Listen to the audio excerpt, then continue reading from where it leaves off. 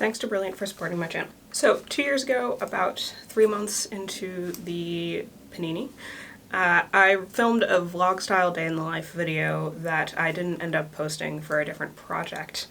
And so I found it this morning while digging through old footage, and I thought it might be fun to react to it considering how much has changed since May of 2020. If you're new here, I'm Jordan. I'm a PhD student at MIT, as well as a person who makes internet videos about artificial intelligence, emerging tech, and what it's like to be a grad student.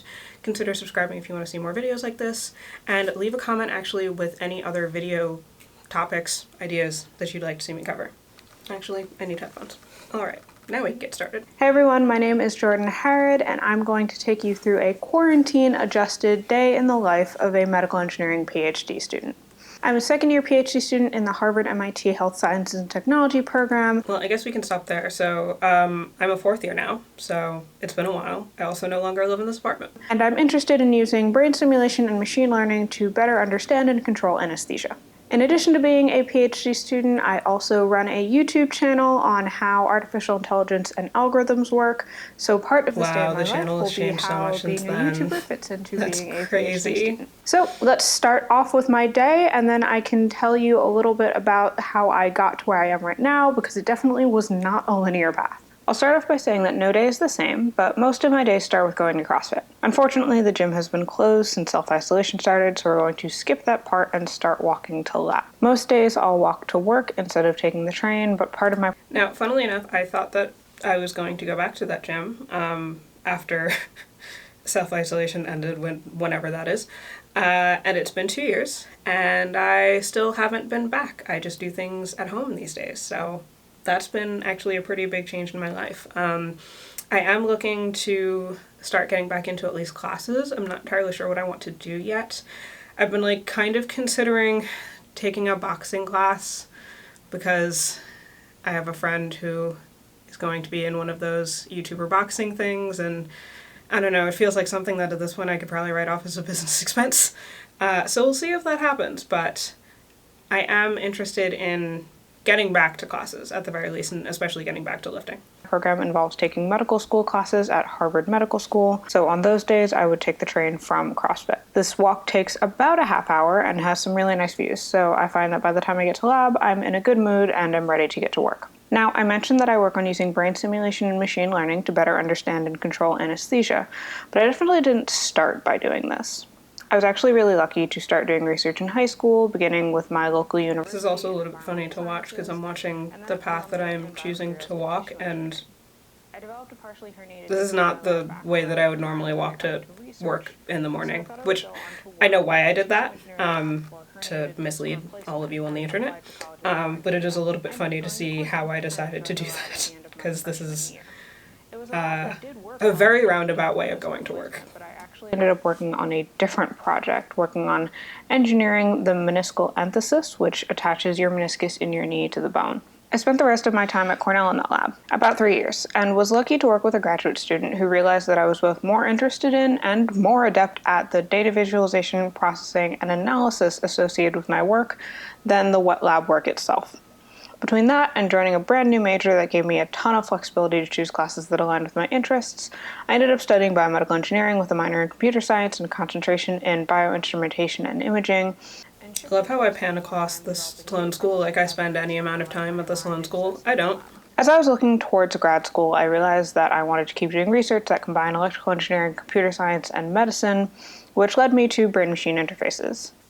So, yeah, at that time, campus had shut down unless you were basically doing COVID research, so I wasn't actually going into lab at all. Funnily enough, I also don't really go into lab these days, although I think that's going to change in the next couple weeks, because so far there just hasn't been a huge need for me to, but there is building access now, so if I wanted to go back into lab, I could. Okay, I skipped over a big middle part there, largely because it went over things that are not published and that probably shouldn't have made it into this vlog, so we're just gonna breeze right past that. Good thing I didn't post this. So, a typical day in the office starts with making some coffee and reading some papers, followed by a few hours of animal work, which I couldn't show you even if campus were open, unfortunately. So, actually, one of the questions that I get a lot here and also would get on the vlog channel was whether or not I could do day in the life videos in lab, and one of the main reasons why I don't and haven't is because I do animal work and I'm not allowed to film in there. So if you were ever curious as to why day in the life videos aren't something that you really see from me, that's why. There's also the fact that filming in buildings becomes complicated because if you're around other people doing research, then like some of that stuff might also be confidential / unpublished. So there's a lot of media relations and like paperwork and stuff like that that kind of goes into filming on campus, which is why I don't tend to do it. After the animal work, it's usually time for lunch with some friends, followed by working on some of my machine learning projects. Most of the people I work with come in and leave about 2 hours after I do, so I usually end the day with a lab meeting or two before I head out. I'm also involved in a bunch of on-campus organizations, so sometimes I'll have a dinner meeting for that as well. I love how I'm bringing that up like it's like some impressive code thing when it's just me looking to see like what's already queued on our cloud system.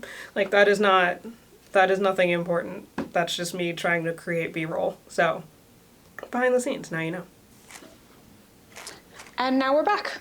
Obviously, it would normally be darker outside when I get home than this, and I also normally take the train to get home, but we're gonna work with what we've got. Once I get home, I like to take an hour or two to relax, eat dinner, and then it is time to switch into YouTube mode. Okay, this is hilarious to me now because, I mean, I'm sure this applies to most people, but the pandemic completely threw any routine that I had before, you know, this video was made out the window. So that no longer applies. I do try to work, call it 9 to about 6 these days, depending on the day that happens, depending on the day it doesn't. And I do tend to kind of mix YouTube work into the day with PhD work, so I'm still doing about 80% PhD work, and maybe 15 to 20% YouTube related work, just because especially stuff like filming for me is just a little bit easier to do in the morning because I have more energy. I'm more kind of ready to get it done, whereas editing tends to be more of an evening task. Or things like, you know, writing tend to be easier done for me, at least during the mornings. Whereas like emails, admin stuff tends to be a lot easier done in the afternoon. So that's totally changed. It's probably going to change again now that I'm probably going to be doing some sort of hybrid thing when it comes to being in lab versus being at home. So yeah, anything I say after this regarding routine, just throw it right out the window.